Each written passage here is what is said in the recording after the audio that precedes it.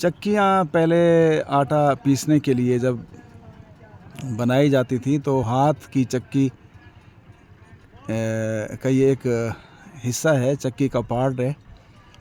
ये इसे कहते हैं सराइकी में पुड़, चक्की का पुड़। ये नीचे वाला जो पत्थर होता था उसके ऊपर रख के तो इसके सुराख में से दाने डाले जाते थे और फिर इसे घुमाया जाता था और इस तरह जो है ये आटा तैयार होता था। ये चक्की का पुड़ है,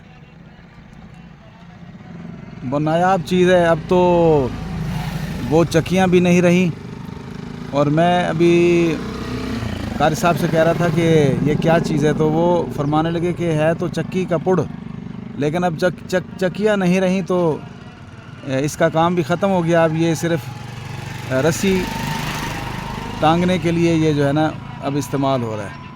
तो ये चक्की का पुड़ है। सामने थी,